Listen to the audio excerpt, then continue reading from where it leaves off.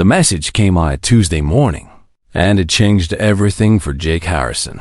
He was sitting in his small apartment on the orbital station above Earth, eating breakfast and watching the news, when his communication device beeped. The screen showed the symbol of the Galactic Relations Council. Jake put down his coffee and opened the message. "Captain Harrison," the message read, "you have been selected for a diplomatic assignment of the highest importance. Report to Council headquarters at 09:00 hours." Jake stared at the words for a long moment. He was 34 years old, a captain in Earth's space fleet, and he had spent the last 8 years flying cargo ships between Earth and the mining colonies on Mars.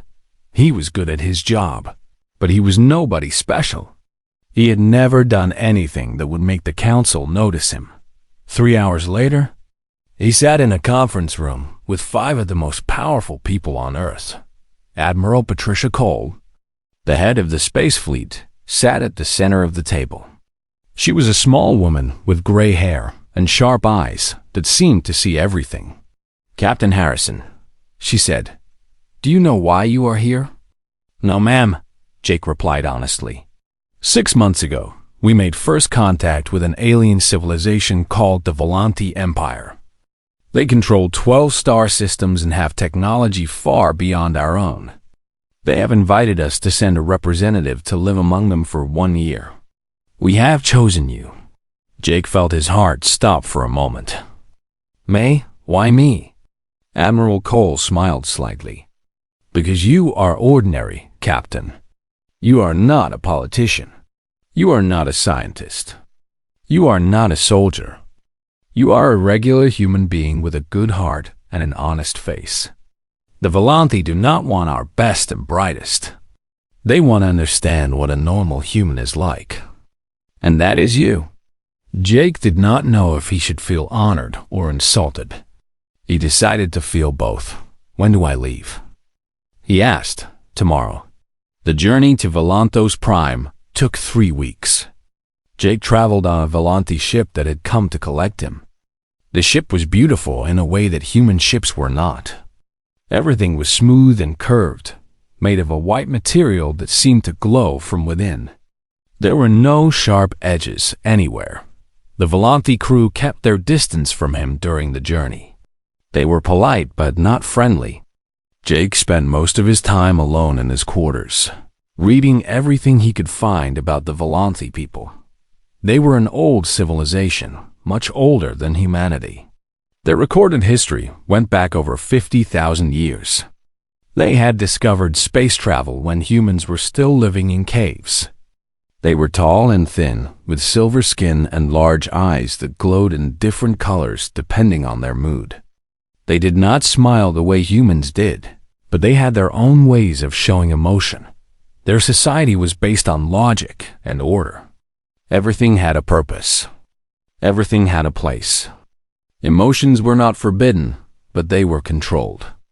The Volantos believed that feelings should serve the mind, not the other way around. Jake found this strange, but he tried not to judge. Every species was different. That was what made the universe interesting. When the ship finally arrived at Volantos Prime, Jake pressed his face against the window like a child. The planet was gorgeous. It had rings like Saturn, but these rings were made of ice crystals that caught the light of the sun and scattered it into rainbows. The surface below was covered in forests of purple trees and oceans of deep green water. A shuttle took him down to the Imperial Palace.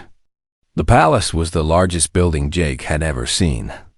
It was made of the same white material as the ship, and it rose up from the ground like a mountain made by intelligent hands. Towers and bridges and gardens spread out in every direction.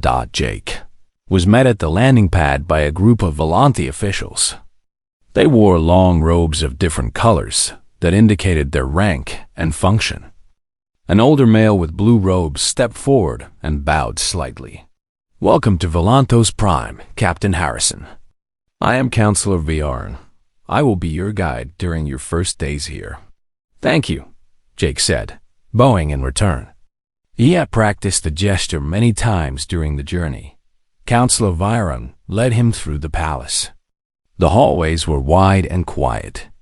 The Lanthi people moved past them in small groups, their conversations too soft for Jake to hear. Many of them looked at him with curiosity. A few looked at him with something that might have been fear. Jake understood. Humanity was new to the galaxy.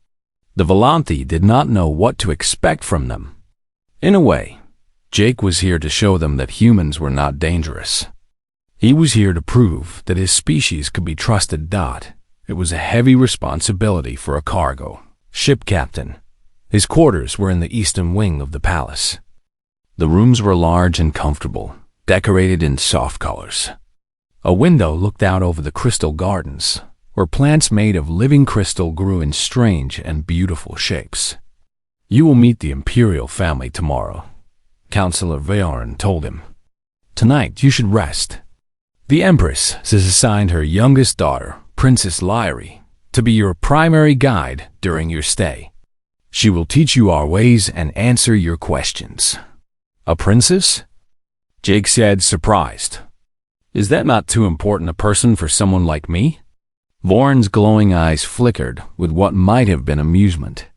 Princess Liri requested the assignment herself. She has a great interest in other species. She believes that understanding others is the key to wisdom. After Viorn left, Jake sat on the edge of his bed and looked out the window. The sun was setting, painting the sky in shades of orange and pink. The crystal gardens glowed with inner light. He thought about his life back on Earth, his small apartment, his cargo ship, his routine. All of that seemed very far away now. He was alone in an alien world, surrounded by beings he did not understand, representing a species that was still learning its place in the universe. The responsibility was enormous. But as he watched the alien sunset, Jake felt something he had not expected to feel. He felt excited. He felt alive. For the first time in years, he felt like his life had meaning. Tomorrow, he would meet a princess. Tomorrow, his real mission would begin. Jake smiled to himself and went to sleep. He dreamed of purple forests and crystal gardens and eyes that glowed like stars. The next morning, Jake woke early and dressed carefully in the formal clothes that had been provided for him. They were simple but elegant. A dark blue jacket and pants made of a soft material he did not recognize. He looked at himself in the mirror and barely recognized the man looking back at him. A knock came at his door exactly at the scheduled time. Jake opened it and found himself face to face with Princess Liri. She was tall, like all Volanthi, but she moved with a grace that set her apart from the others he had seen. Her silver skin had a faint shimmer to it, and her eyes glowed a soft purple. She wore a white robe that flowed around her like water. "Captain Harrison," she said. Her voice was musical, like wind chimes in a gentle breeze. "I am Liri. Welcome to my home." Jake bowed deeply. "Thank you, Princess. It is an honor to meet you." "Please," she said, "call me Liri. If we are to spend a year together, we should not stand on ceremony." She smiled then, and Jake realized that Volanthi did smile after all. It was subtle, just a slight lifting of the corners of her mouth, but it was there. "Come," she said. "I want to show you everything." And so began a friendship that neither of them expected. A friendship that would change both their lives and reshape the relationship between two civilizations. But on that first morning, they knew none of that. They were simply two people from different worlds, taking their first steps toward understanding each other. The universe, as Jake would learn, had a sense of humor about such things. Princess Liri could not sleep that night. She lay in her chambers, staring at the ceiling, thinking about everything Jake had told her. The words repeated in her mind like a song she could not forget, multiple times per week. Every day. For connection. For love. For pleasure. It was impossible. It went against everything she knew about intelligent species. The Volantos had studied hundreds of civilizations across the galaxy, and all of them had defined mating cycles. All of them had biological triggers that controlled reproduction. All of them were like the Volantos themselves, but humans were different. The next morning, Liri went to the Imperial Science Council. She found the head of biological research, a serious woman named Advisor Tellen, in her laboratory. Tellen was examining samples under a magnification device when Liri entered. "Princess," Tellen said, looking up with surprise. "I was not expecting you." "I have questions," Liri said. "About humans." Tellen raised an eyebrow. "The alien ambassador? What about him?" "I spoke with him last night after the symposium. He told me something that I cannot believe. I need you to confirm whether it is true." Liri explained what Jake had said. She repeated his words carefully, making sure she had not misunderstood anything. When she finished, Tellen stared at her with wide eyes. "That cannot be correct," Tellen said. "No species could function with such constant distraction." "That is what I thought." But Captain Harrison seemed sincere. He was not joking. Tellen turned to her computer terminal and began searching through the records. The Volantos had collected data on humans since first contact, but most of it focused on technology and culture. Biology had not been a priority. It took her 3 hours to find what she was looking for. "Princess," she said finally, her voice strange. "The human is telling the truth." Liri moved to stand beside her. "Show me." The data appeared on the screen. Medical records, scientific studies, biological analyses. All of it confirmed what Jake had said. Humans had no mating cycle. Their reproductive systems were active at all times. Both males and females could experience desire at any moment, triggered not by hormones or astronomical events, but by emotion, attraction, and simple choice. "This is remarkable," Tellen whispered. "I have never seen anything like this." But the surprises did not stop there. As Tellen dug deeper into the records, she found more strange facts about human biology. Human females did not display obvious signs of fertility the way Volantos women did. There were no color changes, no scent signals, no behavioral markers. Human males could not tell by looking at a woman whether she could conceive. How do they know when to mate? Tellen asked, confused. "I think," Lyra said slowly, "they do not care. They mate regardless, but that is incredibly inefficient. Or perhaps efficient in a different way." Tellen continued reading. She found studies on human pair bonding, on something called romantic love, on the human habit of forming long-term partnerships that lasted decades. "They choose a single mate and stay with them for life?"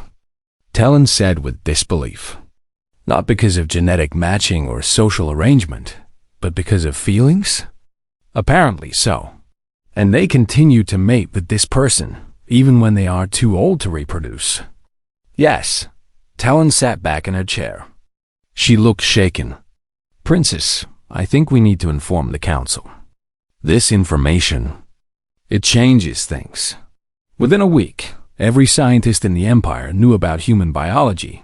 The news spread like fire through dry grass. At first, many refused to believe it. Surely the data was wrong. Surely the humans had exaggerated. No intelligent species could possibly be so ruled by physical desires. But the evidence was clear. And when skeptics went to Captain Harrison himself to ask questions, he confirmed everything. Yes, Jake told a group of senior scientists, humans can be intimate at any time. There is no cycle. There is no biological restriction. But why would your species evolve this way? One scientist demanded. Jake thought about the question carefully. "I think it is because human survival depended on strong social bonds. Our ancestors lived in small groups where cooperation was essential. Intimacy helped create those bonds. It helped build trust. It helped people feel connected to each other. So it was a survival mechanism, another scientist said thoughtfully. In the beginning, yes. But it became much more than that. For modern humans, intimacy is about love. It is about expressing feelings. It is about comfort and joy and celebration. It is one of the most important parts of our relationships. The scientists exchanged glances. They had more questions, many more, but they were not sure how to ask them. Word of the discussions reached beyond the scientific community. Noble houses began whispering about the strange human biology. Servants gossiped in corridors. Students debated in academies. Jake found himself becoming famous in ways he had never expected. People stopped him on the street to ask questions. Invitations to dinners and lectures arrived every day. Everyone wanted to hear from the human who could mate whenever he chose. Some Volanti were disgusted by what they learned. They saw human biology as primitive, as proof that humans were less evolved than other species. They argued that constant desire would make it impossible to focus on higher pursuits like science and philosophy, but others were curious. They wondered what it would feel like to experience such freedom. They asked questions that they had never thought to ask before. What if intimacy was not just a duty? What if it could be a choice? The debates grew heated. In the Senate, politicians argued about whether human biology made them dangerous. In temples, priests discussed whether constant desire was a blessing or a curse. In homes across the empire, families talked about things they had never talked about before. Liri watched all of this with fascination. She continued to meet with Jake every day. Their conversations grew longer and deeper. She asked him about everything: how humans chose their partners, how they expressed love, how they dealt with heartbreak. Jake answered honestly. He told her about his own experiences, his past relationships, his hopes for the future. He told her about the good parts and the bad parts. He held nothing back. "You have been hurt," Liri observed one evening. "By love, by intimacy. And yet you still seek it." "Yes," Jake admitted. "The pain is worth it. Because when it is good, when you find the right person, there is nothing better in the universe." "How do you know when you have found the right person?" Jake smiled. "You just know. It is a feeling in your chest, in your stomach, in your heart. When you are with them, you feel complete. When you are apart, you feel like something is missing." Liri was quiet for a long moment. She looked at Jake with those glowing purple eyes, and he could not tell what she was thinking. "I have never felt that," she said finally. "I do not know if my species is capable of feeling it. Maybe you just have not found the right person yet. Or maybe my people have forgotten how to feel such things. We have controlled our emotions for so long. We have made everything logical and efficient. But perhaps in doing so, we have lost something important." She looked out the window at the setting sun. "Your species fascinates me, Jake Harrison. You are chaotic and emotional and driven by desires that my people would consider weaknesses. But somehow, despite all of that, you have built civilizations, created art, explored the stars. You have done everything we have done in a fraction of the time." She turned back to face him. "Perhaps your chaos is not a weakness at all. Perhaps it is a strength." Jake did not know what to say. He had spent months feeling like an outsider on this world, like a primitive being surrounded by an advanced civilization. But now, for the first time, he saw something in Liri's eyes that looked like admiration. "Maybe," he said softly, "we can learn from each other." Liri nodded slowly. "Yes, I think perhaps we can." Outside, the twin moons were rising. Somewhere in the palace, scientists were still studying human biology, still asking questions that had no easy answers. The empire was changing. And at the center of that change were two people from different worlds, learning to understand each other one conversation at a time. 3 months passed on Volantos Prime, and Jake Harrison began to feel at home. Every morning, Liri came to his quarters and took him somewhere new. She showed him the great libraries where knowledge from 1,000 worlds was stored. She took him to the meditation halls where Volanti monks sat in silence for days at a time. She walked with him through markets where merchants sold fruits and fabrics and technologies that Jake could not understand. And every evening, they sat together and talked. Jake told her about Earth. He described the blue oceans and green forests. He explained the chaos of human cities, where millions of people lived side by side in buildings that reached toward the sky. He talked about baseball and pizza and the sound of rain on a roof. Liri listened to everything with deep attention. She asked questions about things Jake had never thought twice about. Why did humans live in families?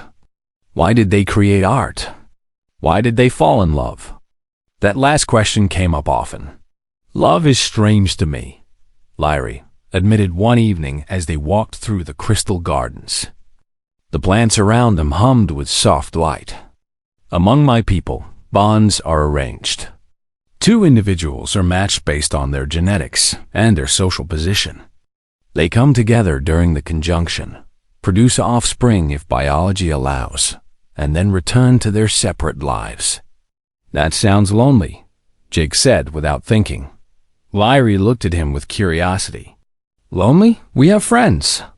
We have family. We have purpose. What more does a person need? Jake thought about his parents back on Earth. They'd been married for 40 years. They still held hands when they walked together. They still laughed at each other's jokes. They still kissed each other good morning and good night. I think humans need connection, he said slowly. Not just friendship.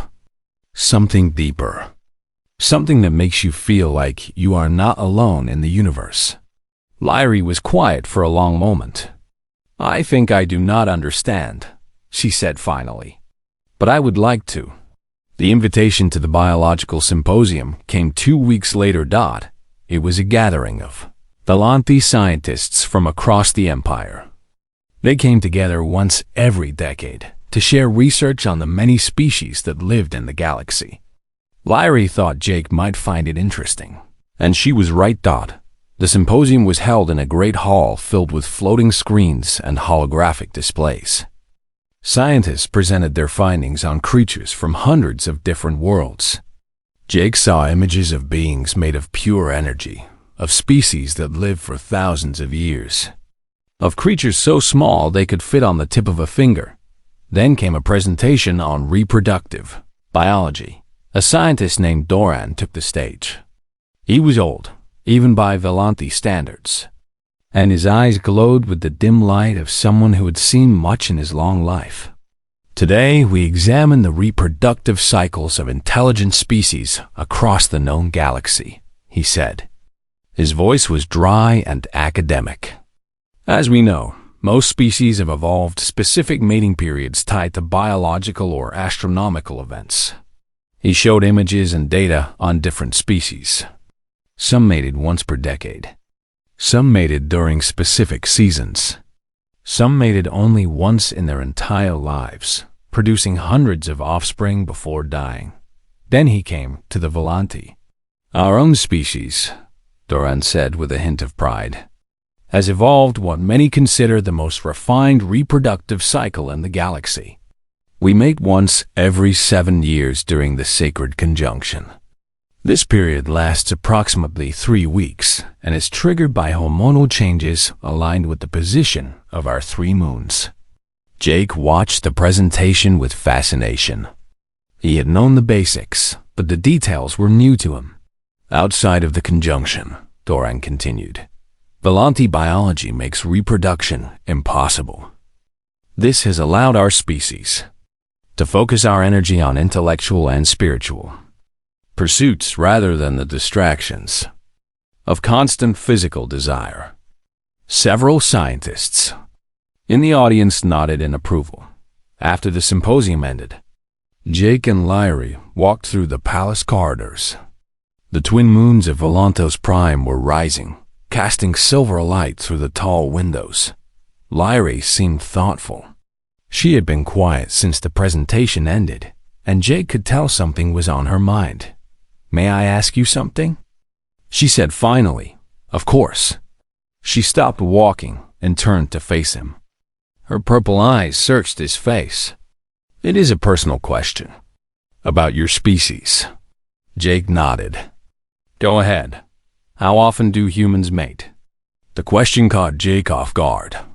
He had expected something about human history or culture, not about biology.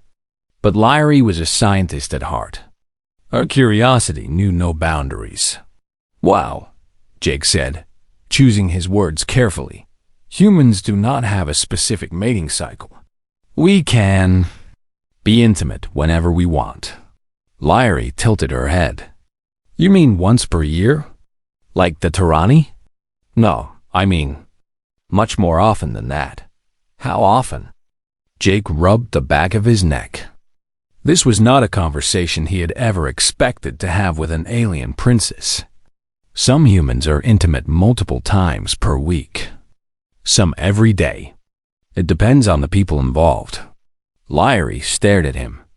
The glow in her eyes flickered rapidly, a sign of strong emotion among her people. "Every day?" she repeated. "Yes, but that would mean—" She paused, calculating. "That would mean humans could potentially mate thousands of times in their lives. Potentially, yes." Liri was silent for a long moment. She looked at Jake as if she were seeing him for the first time. As if he had suddenly become a mystery she needed to solve. "Why?" she asked finally. It was a simple question with a complicated answer. Jake took a deep breath. For humans, physical intimacy is not just about reproduction.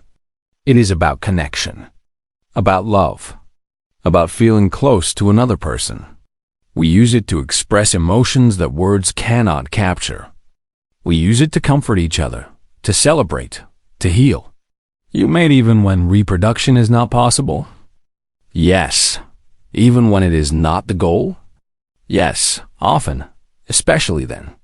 Liri turned away and looked out the window at the rising moons. Her reflection in the glass showed an expression Jake had never seen before. She looked confused and amazed and something else he could not name. "Among my people," she said quietly, "the conjunction is a duty. It is something we do because biology demands it. When it is over, we return to our normal lives. We do not think about it again until the next cycle comes." "I understand," Jake said. "No," Liri said, turning back to face him. "I do not think you do. What you have described, this constant capacity for intimacy, this choice to be close to someone not because of biology, but because of emotion, it is completely outside my experience, outside my understanding." She stepped closer to him. Her eyes searched his face. "Is it true that humans can feel desire at any time? Without a biological trigger?" Jake nodded. "And you can act on that desire whenever you choose?" "If both people agree, yes." Liri shook her head slowly. "Your species is remarkable, Captain Harrison. And perhaps a little terrifying. Terrifying. To feel so much, so constantly."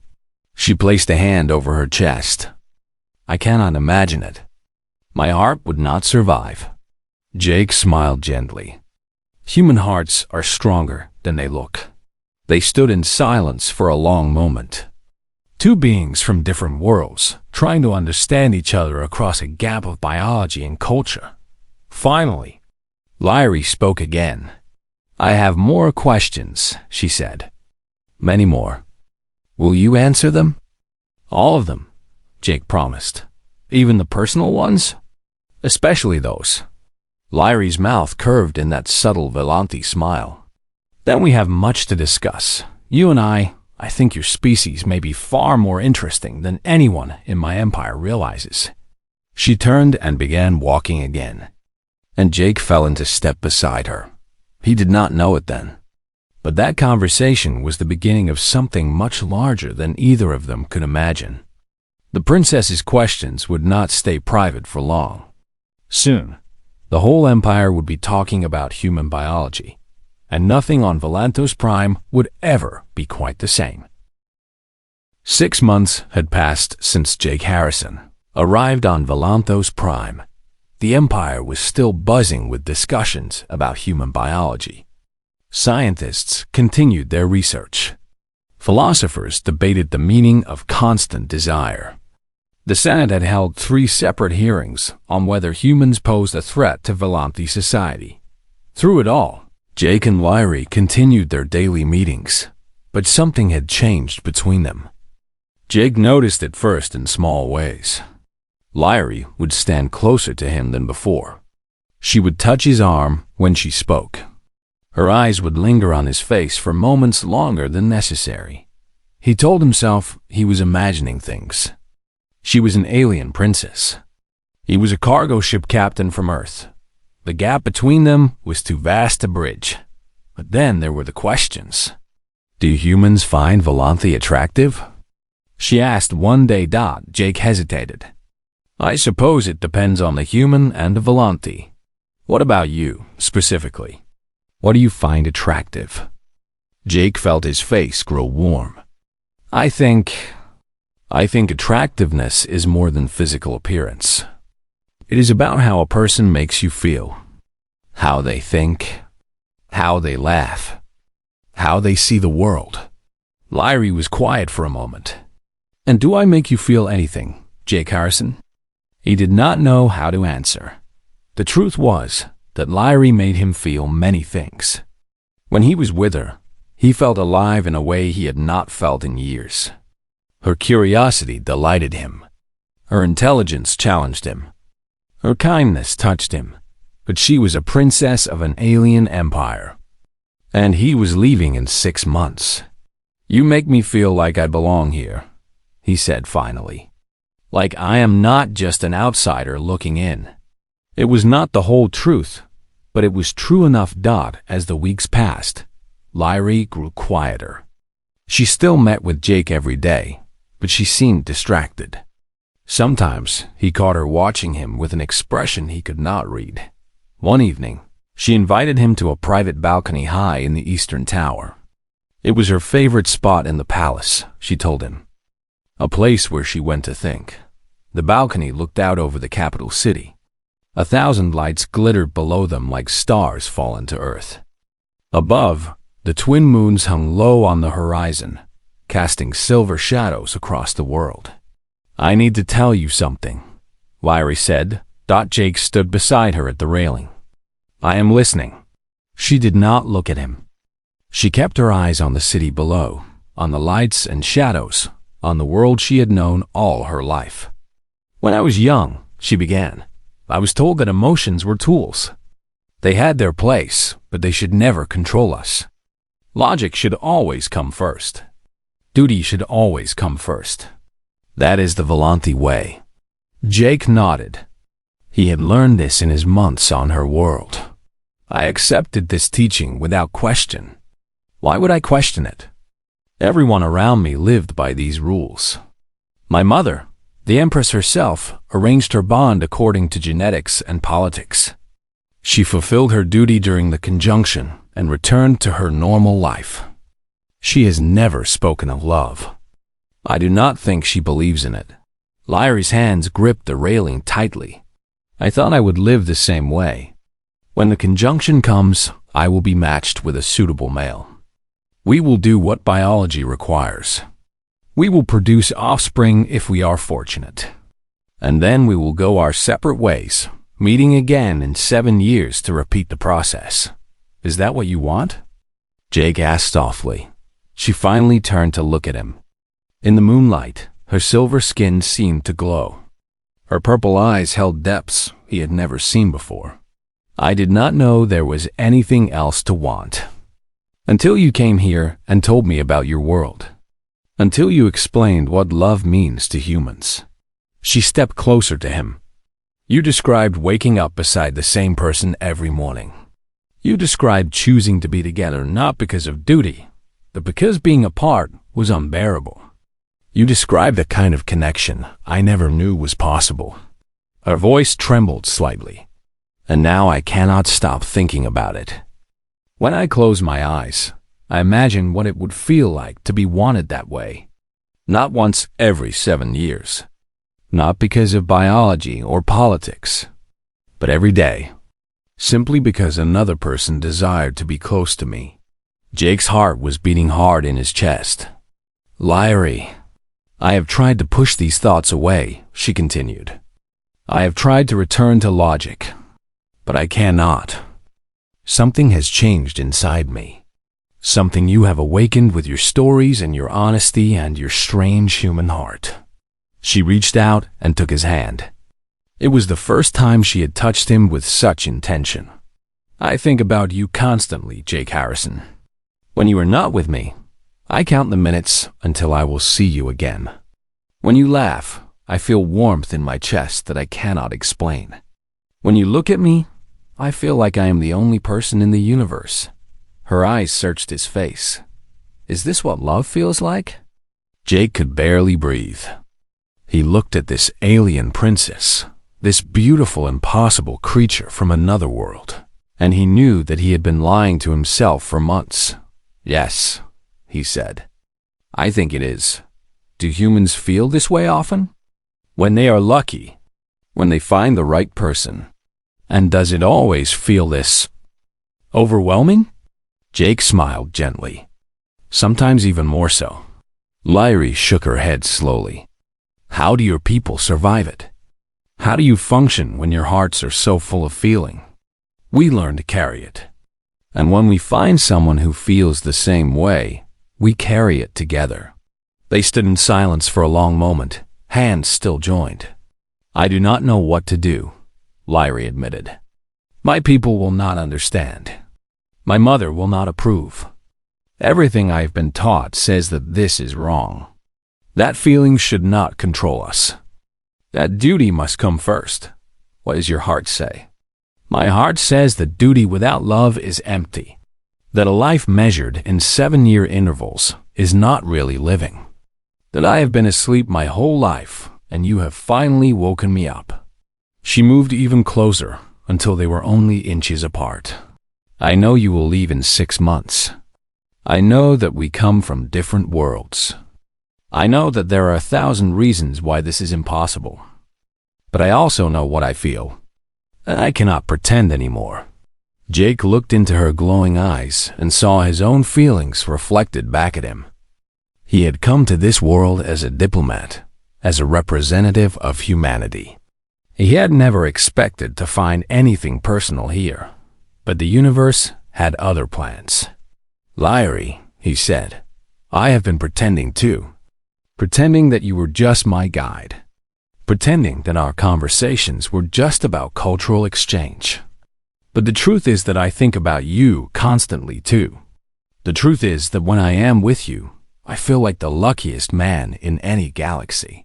He raised his free hand and gently touched her face. I do not know how to solve the impossible problems. I do not know what your mother will say or what my government will think. But I know that right now, in this moment, there is nowhere in the universe I would rather be than here with you. Liri closed her eyes. A single tear rolled down her silver cheek. You have ruined me, Jake Harrison.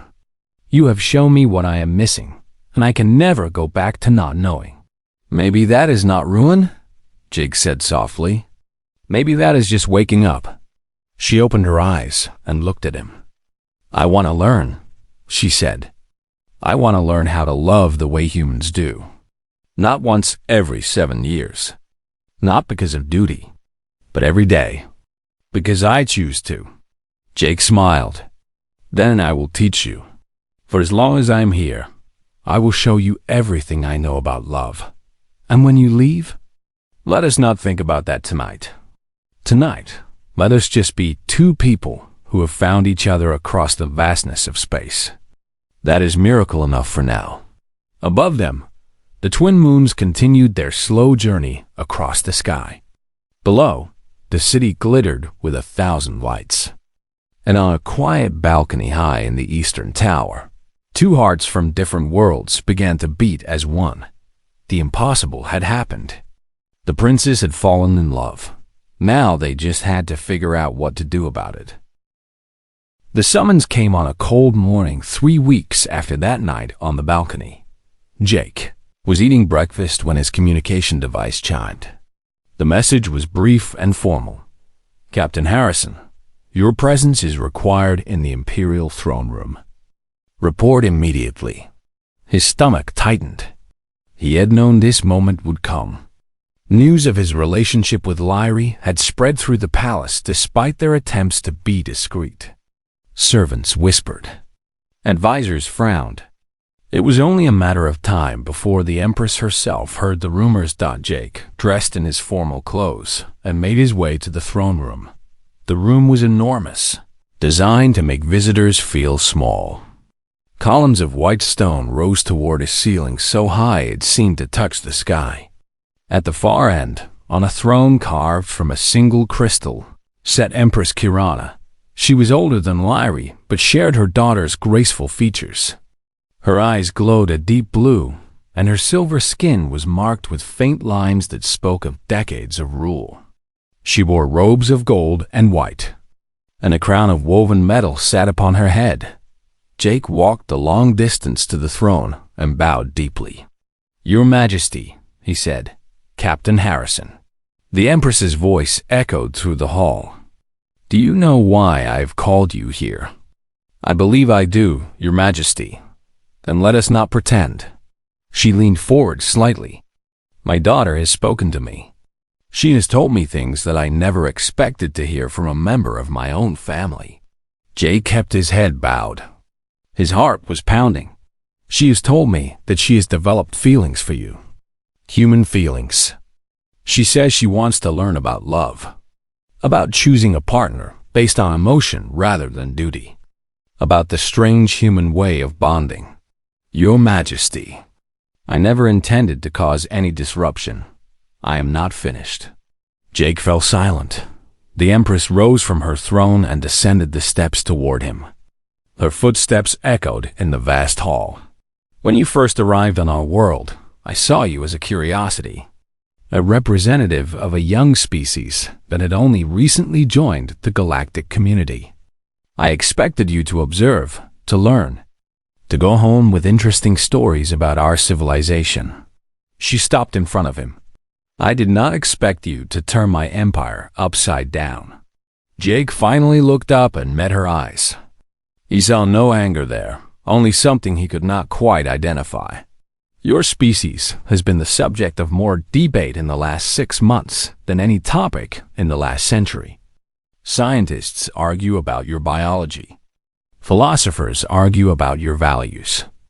Politicians argue about what your existence means for our society. She began to pace slowly around him. And at the center of all these arguments is one simple question. How can a species so driven by emotion, so lacking in biological control, achieve so much in such a short time? I am not sure I can answer that question, Your Majesty. Perhaps not. But my daughter believes she knows the answer. The Empress stopped pacing and faced him directly. She believes that your emotions are not a weakness. She believes they are a source of strength.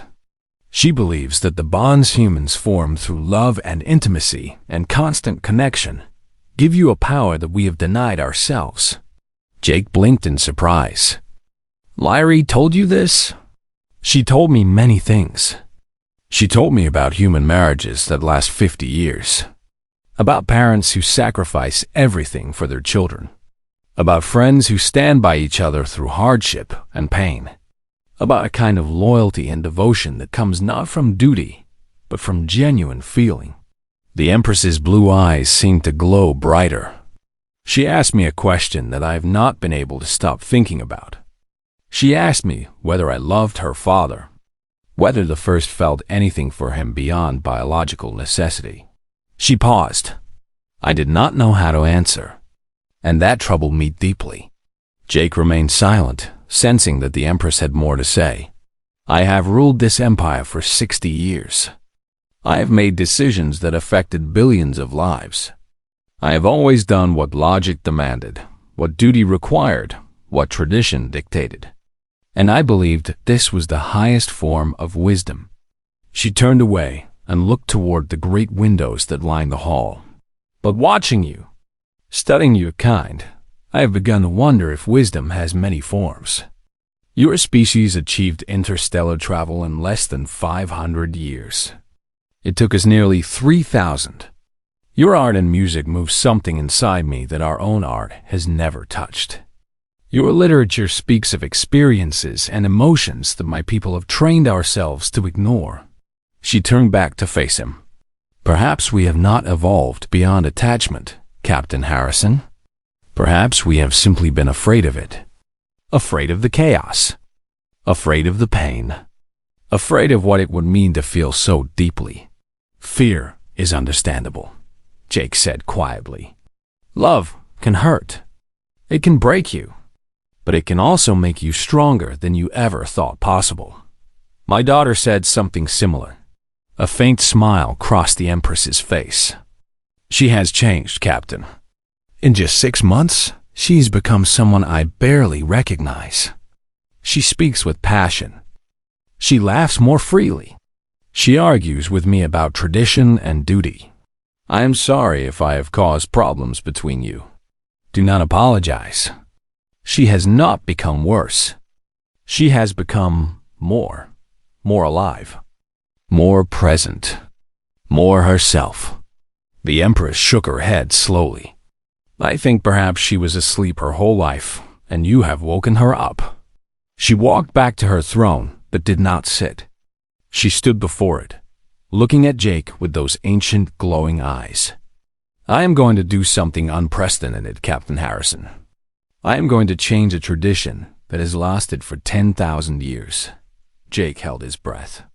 My daughter will not be matched for the next conjunction. She will not have her partner chosen for her by advisors and algorithms. Instead, she will be given a choice. The Empress's voice echoed through the hall. If she wishes to bond with you, she may do so. In her own time. In her own way. Based not on genetics or politics, but on feeling. Jake stared at her in disbelief. Your Majesty, I am not doing this for you. I am doing this for her. And perhaps for my people. The Empress finally sat down on her throne. You have shown us something, Captain. You have shown us that there are other ways to live. Other ways to connect. Other ways to find meaning in existence. What will your people think? Some will be outraged. Some will be confused. But some will be curious. And curiosity is the beginning of change. She waved her hand toward the door. You may go, Captain. My daughter is waiting for you. She has been quite anxious about this meeting. Jake bowed deeply. Thank you, Your Majesty. I do not have words to express. Then do not try. Words are not necessary. Actions are what matter. She leaned forward slightly. Take care of her, human. Show her what love means. And perhaps, in time, she will show the rest of us. Jake turned and walked toward the door. But before he reached it, the Empress spoke again. Captain Harrison, he stopped and looked back. Teach us. Not just my daughter, but all of us. Your species has something we have lost, or perhaps never had. Help us find it. I will do my best, Your Majesty. He left the throne room and found Liri waiting in the corridor outside. Her purple eyes were wide with anxiety. What happened? What did she say? Jake took her hands in his. She gave us her blessing. Liri stared at him. That is impossible. She never breaks tradition. She never. She changed her mind. She said she wants you to have a choice. The choice to bond with whoever you want, whenever you want, based on your feelings. Tears began to stream down Liri's silver face. I do not understand. Why would she do this? Because she loves you. Even if she does not know how to say it, she loves you enough to let you live your own life. Liri threw her arms around him. It was not a Volanti gesture, It was something she had learned from watching humans in the cultural records. But she did it perfectly. "I choose you," she whispered against his shoulder. "I choose you today and tomorrow and every day after that. Not because of biology, not because of duty, because when I am with you, I feel complete." Jake held her tightly. That is exactly how humans do it. In the months that followed, everything changed. The Empress authorized cultural exchange programs that went beyond diplomacy. Human counselors traveled to Volantos Prime to teach about emotional intimacy. Volanti scholars visited Earth to study human relationships. Slowly, carefully, two civilizations began to learn from each other. Not everyone approved. There were protests and debates and bitter arguments. Some Volanti clung to their old ways and rejected the changes. Some humans thought the whole thing was moving too fast, but change came anyway. One conversation at a time, one relationship at a time, one open heart at a time. On the night before Jake was originally scheduled to return to Earth, he stood with Liri on their balcony. The twin moons were full, casting double shadows across the world.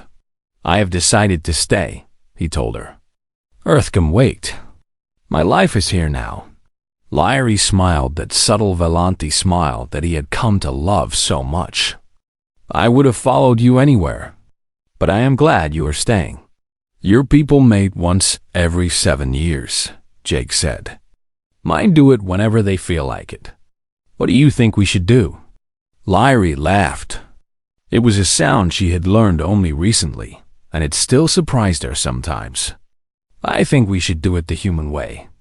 Every day. Because we choose to." "That sounds perfect." He kissed her then, another human gesture she had learned to love. And high above them, the stars watched two people from different worlds begin their life together. The Mo.